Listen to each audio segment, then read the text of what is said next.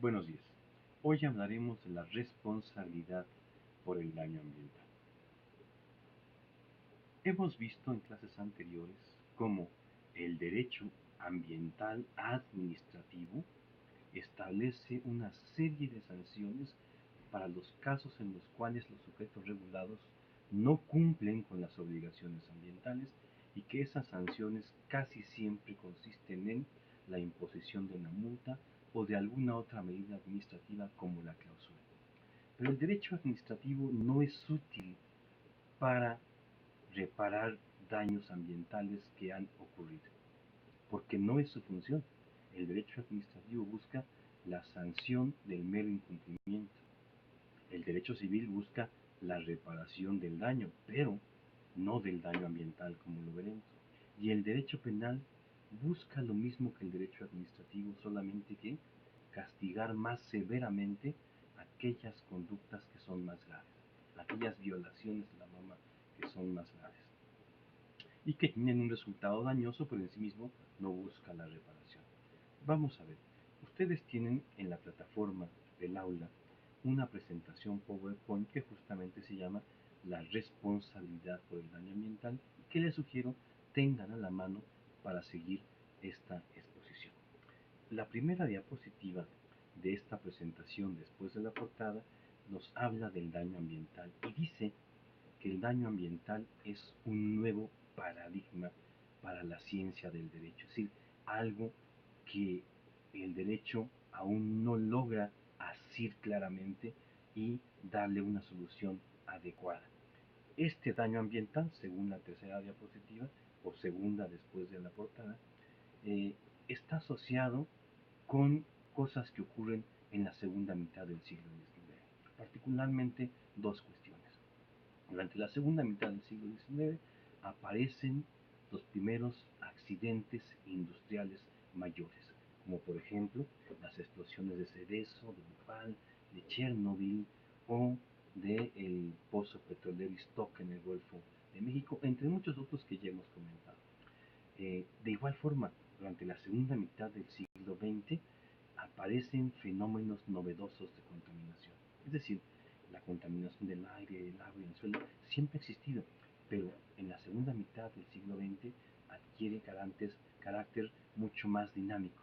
Son más complejos estos procesos y por otra parte aparecen también fenómenos completamente nuevos como el cambio climático o el agujero en la capa del ozono. Este es el problema del daño ambiental que el derecho tiene que resolver, pero quizás la forma de entenderlo no ha sido la correcta. Por eso, en la tercera diapositiva ustedes encuentran un gráfico. En este gráfico queremos explicar tres cosas. Número uno, los elementos naturales son diferentes al bien jurídico ambiente. Número dos, la contaminación no es daño. El riesgo tampoco es daño. Número tres, el daño ambiental ocurre sobre el bien jurídico medio ambiente y no sobre los elementos naturales. Veamos. El aire, el agua y el suelo tienen y siempre han tenido un estatuto de propiedad.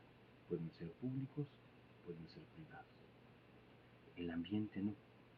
El ambiente es un bien jurídico inmaterial diferente a los elementos que lo integran. ¿De dónde surge el ambiente? Ustedes pueden ver cómo los elementos naturales se intersectan, el aire con el suelo con el agua, el suelo con la flora, el agua con el aire, etc. Se relacionan a través de lo que llamamos las funciones ambientales, que son una accesión de estos elementos naturales. Por ejemplo, el bosque absorbe CO2 del aire y lo convierte en oxígeno. Es una función o servicio ambiental.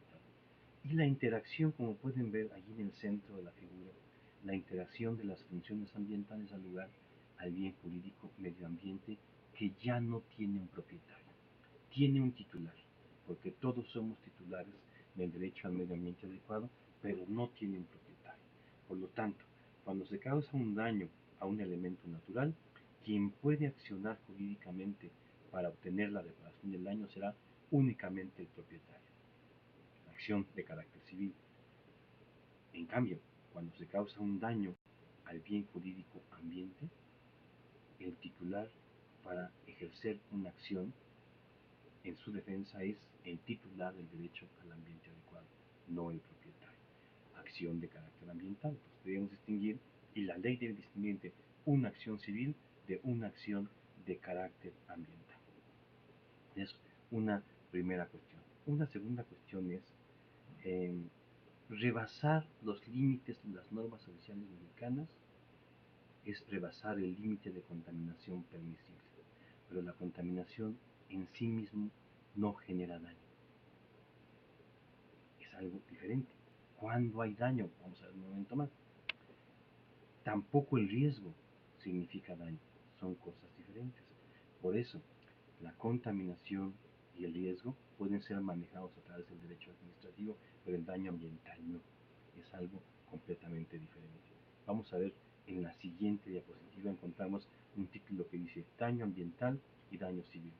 Y dice la diapositiva, el daño ambiental no incluye el daño a las personas o sus propiedades. Es diferente. El daño civil sí, pero el ambiental no. Aunque el daño ambiental y el daño civil están relacionados, son diferentes. ¿Por qué están relacionados? Porque es probable que un daño civil provoque daños al ambiente. Es el caso de los accidentes industriales mayores. La explosión de eso causa primero un daño civil y luego causa un daño al ambiente. O viceversa. Muchas veces el daño ambiental provoca daños civiles. Sin embargo, esto no quiere decir que deban ser tratados igual. Son diferentes. Aquí debemos distinguir entonces entre el daño ambiental puro y el daño civil por influjo ambiental. Esto lo comenzamos a ver con más frecuencia, como dije, en la segunda mitad del siglo XX. ¿Qué hacen los sistemas jurídicos? ¿Cómo reaccionan ante la evidencia de un nuevo tipo de daño que es diferente al civil? Bueno, la primera reacción de los sistemas jurídicos, y esto lo dice la siguiente diapositiva, que creo que es la 4, es intentar adaptar el sistema del derecho civil al daño ambiental. Un grave error. ¿Qué adaptan? Varios temas, por ejemplo, el tema de la legitimación procesal. Vamos a encontrar en muchos países que la legitimación procesal se va ampliando, ya no se reduce únicamente al tema de quien puede demandar es el directamente afectado, es decir, el propietario, ¿no? Se va ampliando, como lo veremos. Se reconocen acciones ambientales específicas. Chile es un caso, su ley de 1984 reconoce que la acción civil es distinta a la ambiental. El tema de la prueba, como en materia ambiental es muy difícil probar la existencia del daño, requiere estudios muy complejos y muy costosos. Los sistemas jurídicos en algunos casos han intentado revertir la carga probatoria, es decir, quien debe probar no es el que acusa, sino el acusado, porque tiene más elementos para poderlo hacer. Plazos largos de prescripción, porque el daño ambiental tarda mucho en hacerse evidente. 30 años, 20 años, 15 años, ¿no? Ya veremos que eso no es tan relevante, depende de en qué momento se comienza a contar la prescripción. La creación de tribunales especializados, el establecimiento de la preeminencia de reparación in natura, es decir, si ocurre un daño ambiental es preferible repararlo que indemnizarlo. Efectos amplios de la sentencia, el caso de Brasil, la sentencia Serga Ognes, por ejemplo, si alguien demanda por un daño ambiental y el juez le da la razón, la sentencia puede beneficiar al resto de los afectados. Sin embargo, el defecto es que se sigue queriendo tratar al daño ambiental como si fuera un daño civil, es decir, como si fuera un daño a los elementos naturales. Ya vimos que no es lo mismo. La siguiente diapositiva es muy interesante. Esta es resultado de un trabajo de derecho comparado. Encontramos varios países de América Latina y ahí podemos observar cuáles de los temas que hemos comentado han sido adaptados en cada una de estas legislaciones. Pueden verla ustedes, es muy autoexplicativa. La siguiente diapositiva ya habla de nuestro país. ¿Qué ocurre en México? Yo diría en México hay que hacer un parteaguas. Antes de la Ley Federal de Responsabilidad Administrativa y después de la Ley Federal de Responsabilidad Administrativa. He cometido una Ley Federal de Responsabilidad Ambiental. Antes de la Ley Federal de general y después la Ley Federal de Responsabilidad Ambiental. Vamos a ver, antes, ¿qué ocurría? Bueno, la Ley General del Equilibrio Ecológico, que a estas alturas ustedes ya saben, es la principal ley ambiental, la primera de esta serie de leyes generales del año 88, pero modificada sustancialmente en el 96. Esta ley, en su artículo 151, hablaba de la responsabilidad por residuos peligrosos y dice, la responsabilidad por residuos peligrosos corresponde a quien genera esos residuos peligrosos. Es decir, el generador nunca se desprende de la responsabilidad. Aquí lo que podemos ver es que no hay una reversión de la carga probatoria, pero sí una imputación directa de la responsabilidad. ¿Quién es responsable de un residuo mal manejado? El que lo generó. ¿Quién es responsable de un daño causado por un residuo mal manejado? El que lo generó, ¿no? Esa disposición jurídica se encuentra hoy en día vigente.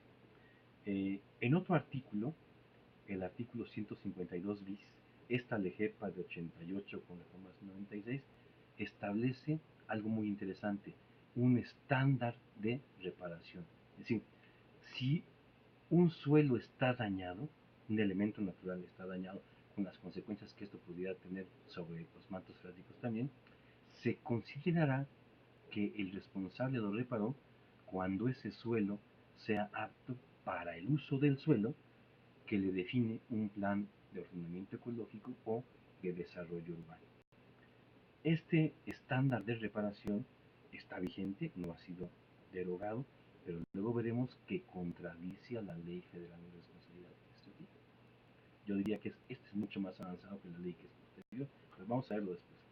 Luego, el artículo 202, que fue adicionado recientemente en la IGEPA, le da a la Procuraduría Federal de Protección al Ambiente legitimación procesal para entablar demandas por daños al ambiente.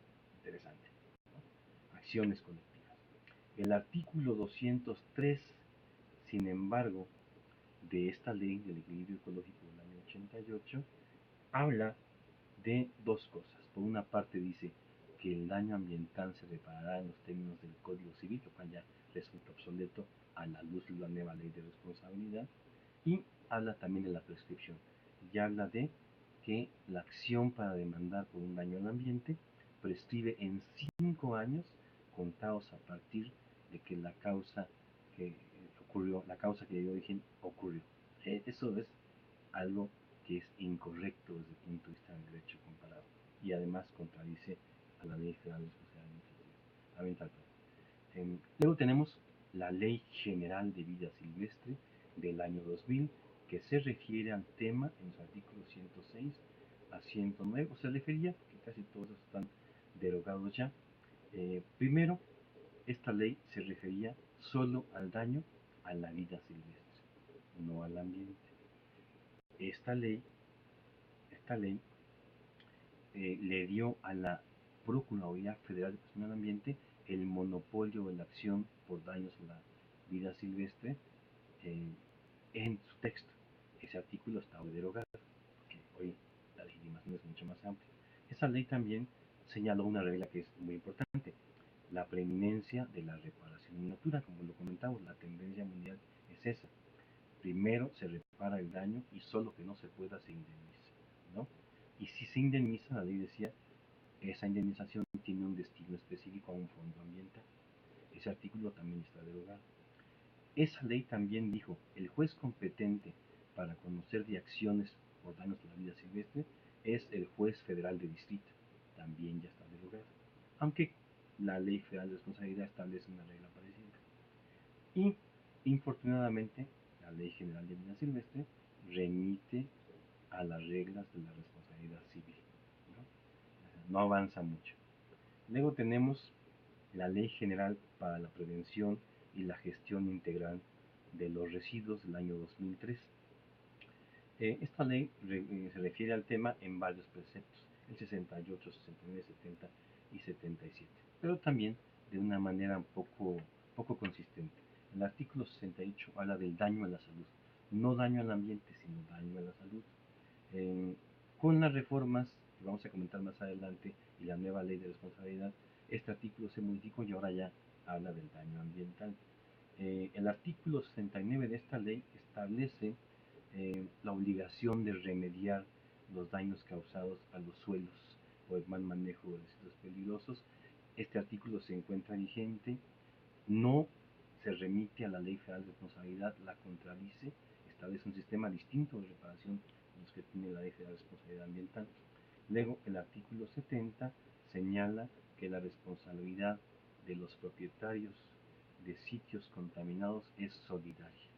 Es decir, si alguien compra un sitio contaminado con residuos peligrosos, es responsable solidario, aunque en realidad él no haya tenido que ver con la contaminación. Ese artículo se encuentra vigente. Y finalmente el artículo 77 establece la obligación de remediar los suelos contaminados con residuos peligrosos.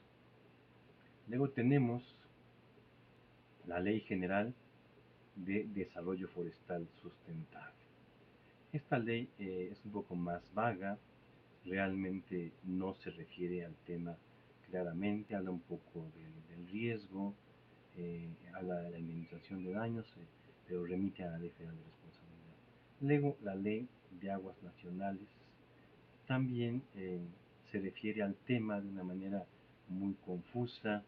Dice que la Comisión Nacional del Agua intervendrá para que se cumpla con la obligación de reparar el daño ambiental, pero no dice realmente cómo, ¿no? Después viene justamente este momento que yo llamo el parteaguas.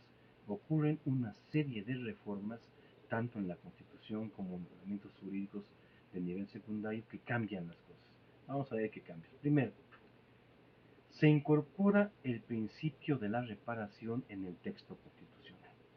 Segundo, a raíz de esto ocurren reformas procesales relativas al interés jurídico. Y tercero, se dicta la Ley Federal de Responsabilidad Ambiental. En la presentación ustedes pueden encontrar una diapositiva que hace la cronología de estas reformas. Vamos a verla.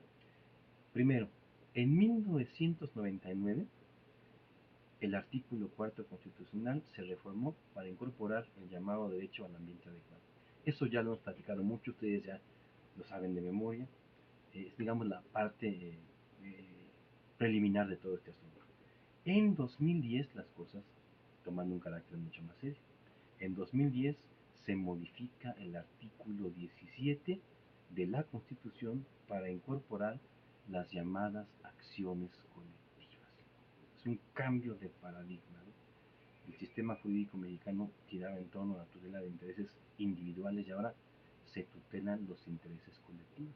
Como colectivo es el interés jurídico en la protección del bien jurídico ambiente, que recuerden, es de titularidad colectiva.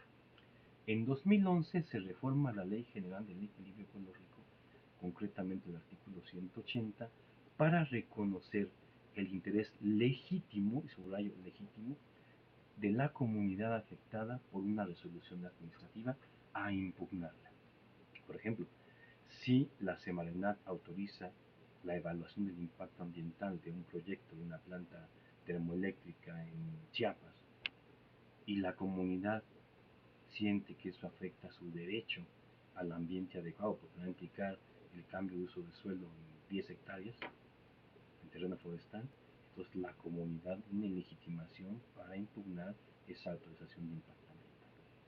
En 2011 se modifica la Constitución, los artículos 94, 103, 104 y 107, que tienen que ver con algo que es muy importante, el juicio de amparo.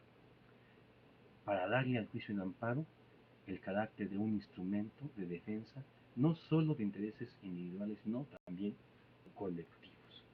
En 2011 se modifica también el Código Federal de Procedimientos Civiles para modificar una regla fundamental, el artículo primero, que dice solo tiene interés jurídico para demandar el directamente afectado, y agrega, esta regla no aplica cuando se trata de intereses difusos, como el interés difuso en la protección del ambiente. En 2011 también se modifican el Código Federal de Procedimientos Civiles y otras leyes que no nos importan tanto para incorporar las acciones colectivas que la Constitución ya había incorporado. un poco antes. En 2012 se modifica otra vez el artículo 4 de la Constitución para complementar el derecho al ambiente adecuado con el principio de la responsabilidad, y esa reforma da lugar, como veremos, a que en 2013 se promulgue la Ley Federal de Responsabilidad Ambiental, y la otra reforma en materia de amparo da lugar a una nueva ley de amparo que gira también sobre el tema de intereses colectivos. Esa es un poco la historia que cambia. Las bases constitucionales pues, bastante sólidas como para dar pie a una excelente legislación en materia de responsabilidad por daño ambiental que tuviera en cuenta las tendencias en derecho comparado y fuera completamente revolucionaria y heterodoxa. Pero vamos a ver qué pasó. La última parte de esta presentación habla de la Ley Federal de Responsabilidad Ambiental de junio de 2013. ¿Qué objeto tiene esta ley? El artículo primero dice: la presente ley regula la responsabilidad ambiental que nace de los daños ocasionados al ambiente, así como la reparación y compensación de dichos daños cuando sea exigible a través de los procesos judiciales federales previstos en el artículo 17 constitucional, los mecanismos de solución de controversias, los procedimientos administrativos y aquellos que correspondan a la comisión de delitos contra el ambiente y la gestión ambiental. ¿Qué significa esto? La siguiente diapositiva lo dice. Quiere decir que el régimen de responsabilidad, reparación y compensación que establece la Ley Federal de Responsabilidad Ambiental solamente es aplicable si se actualizan dos supuestos. Número uno, que ocurra un daño al ambiente, no un daño civil, sino un daño al ambiente. Número dos, que la responsabilidad sea exigible a través de acciones colectivas. Las acciones colectivas que se refiere el artículo 17 de la Constitución y el Código Federal de Procedimientos Civiles, o a través de los procedimientos alternativos de solución de controversias que establece la propia ley. Esas dos condiciones no se reúnen, no se puede aplicar esta ley.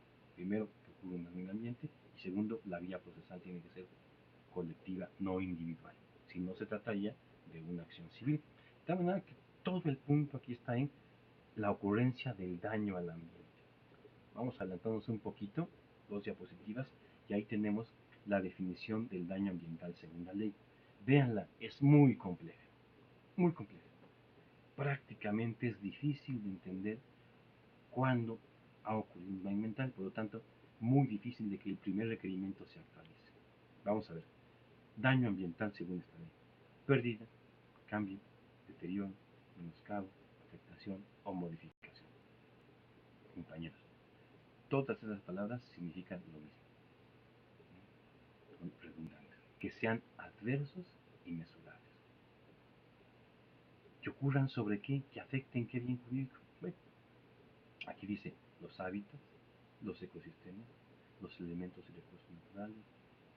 Compañeros, la primera parte de la exposición dijimos: los elementos naturales tienen un dueño, público o privado. Si ocurre un daño en ellos, lo que procede es una acción civil conforme al Código Federal de Procedimientos Civiles y el Código Civil Federal, o en su caso, los correlativos locales. ¿Por qué? Porque se tutela el derecho de propiedad. No, eso no es daño ambiental. Después agrega que afecten sus condiciones químicas, biológicas, físicas, relaciones de interacción. Ah, eso sí, ¿se acuerdan que quedamos? El ambiente son las relaciones de interacción. Este concepto de daño ambiental no sirve, no sirve. Y es tan absurdo que la propia ley luego dice, por allí en algún otro artículo, que la Secretaría del Medio Ambiente establecerá en normas oficiales mexicanas qué es un daño ambiental caso por caso. Es absurdo. Compañeros, un daño ambiental existe cuando se priva al ambiente, no a los elementos naturales, de su principal cualidad. ¿Cuál es la principal cualidad del ambiente? Ser soporte de vida. Por lo tanto, si el ambiente pierde su capacidad de ser soporte de vida, allí tenemos un daño ambiental. Entonces, esta definición ya acaba con todo.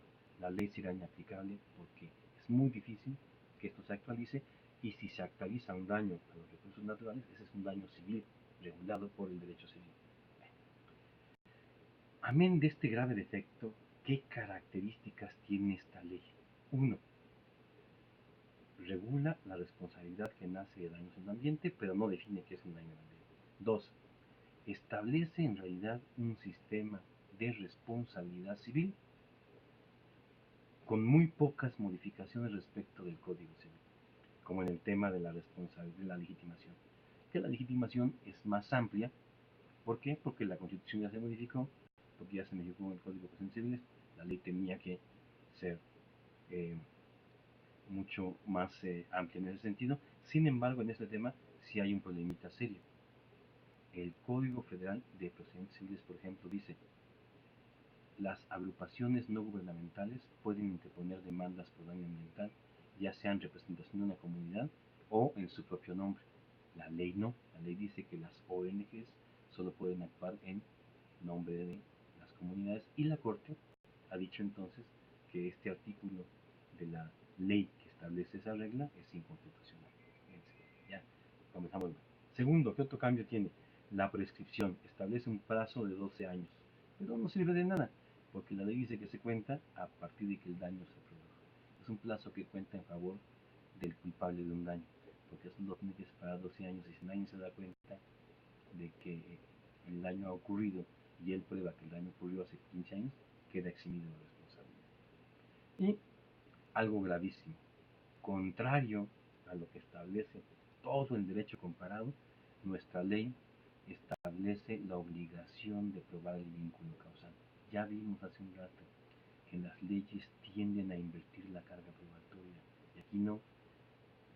La ley es enfática en decir que el actor tiene que probar el vínculo causal, y eso es lo más complicado que hay. Es una ley regresiva, no progresiva. Básicamente eso. Crea un fondo de reparación, habla de los mecanismos alternativos de solución de controversias, dice que habrá jueces ambientales, pero que si no los hay, los jueces de distrito actuales conocerán de los temas del daño ambiental, no avanzamos mucho. Luego el tema de la reparación. ¿Cómo dice la ley que el daño se repara? Otra vez volvemos a esos sinsentidos muy enredosos que no se entienden. Dice aquí la ley: la reparación de los daños ocasionados al ambiente consistirá en restituir a su estado base los hábitats, ecosistemas, elementos y recursos naturales, sus condiciones químicas, físicas, biológicas y las relaciones de interacción que se dan entre estos, así como los servicios ambientales que proporcionan mediante, primero, que hay que reparar muchas cosas, pero no el ambiente, como ya lo comenté. Segundo, ¿cómo? Y ahí viene el absurdo: restaurando, restableciendo, tratando, recuperando, remediando. Esto nos lleva al absurdo de decir: el daño ambiental se repara reparándolo. No hay ley. La ley no es muy imaginativa. ¿Qué críticas le podemos hacer a esta ley? Uno, contradice las tendencias del derecho comparable de la doctrina. Puede que sea inconstitucional, porque ya lo vimos alguna vez aquí. Las leyes ambientales deben ser generales y no federales. Es regresiva, porque va en contra de los principales progresos que se observan en el derecho comparado, y creo que de esa manera no funcionará.